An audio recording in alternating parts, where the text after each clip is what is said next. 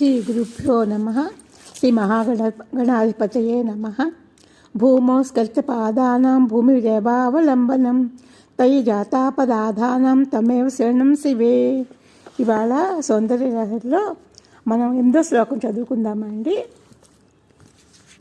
సుధా సింధోర్మధ్యే సురవిటిపి వాటి పరివృతే మణిద్వీపే నీపోపవనవతి చింతామణిగృహే శివాకారే మంచే పరమశివ పర్యంక నిలయాం భజంతి తాం ధన్యాః కదిచన చిదానందలహరీం.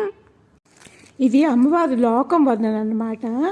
అంటే అమ్మవారు ఎక్కడ నివసిస్తుందో ఆ లోకంలో నివసించే వర్ణన అన్నమాట.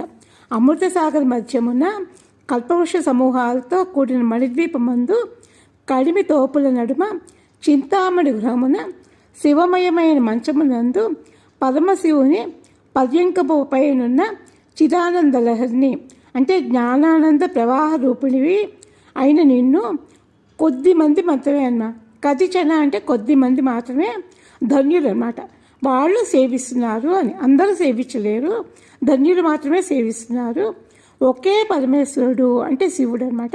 సృష్టి స్థితి సంహార తిరోధాన అనుగ్రహాలనే పంచకృత్యాల నిర్వహణలో బ్రహ్మ విష్ణు రుద్ర మహేశ్వర సదాశివుడు అని వ్యవహరింపబడుతున్నారు. అమ్మవారి ఆసనానికి 4 కోళ్ళు, మొదటి 4. సదాశివుడు మంచ పలకం అన్నమాట. ఈ 5 శివుని రూపాలే కనుక అది శివాకార మంచం అన్నమాట. ఇదేంటంటే లలితా సహస్రనామాలతో వీటికి దేనికి సంబంధం ఉందంటే చాలా నామాలు వచ్చేయండి దీనికి. ఒకటేమో సుధాసాగర్ మధ్యస్థ కదంబవన వాసిని చింతామణి గృహాంతస్థ శివకామేశ్వరాంకస్థ చిదేకర స్వరూపిణి చిత్కళానందకలిక. ఇవండి లలితా సహస్రనామాలతో సంబంధం ఉందన్నమాట. ఇది చాలా మంత్రమయమైన శ్లోకం అండి. ఇది చెప్పుకుంటే చాలా చాలా మంచిదన్నమాట.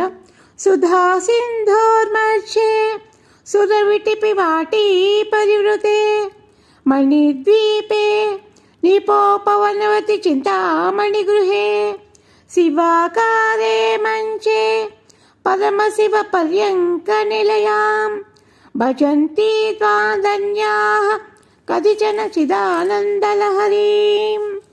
తల్లి అమృత సముద్రం యొక్క నడిమే ప్రదేశమునందున్న రతనముల దీవియందు కల్పవృక్షముల శ్రేణులతో చుట్టుబడిన కదంబ వృక్షముల పూలతోట లోపల చెరువు మీద చింతామణితో నిర్మింపబడిన నగరములందు ఉన్నది అని అర్థం అనమాట.